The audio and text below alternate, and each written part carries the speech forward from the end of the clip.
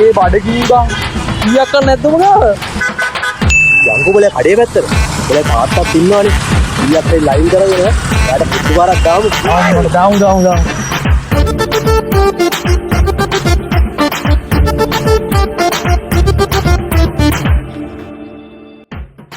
බෙරි එන්නකෝ මගේ පුතේ.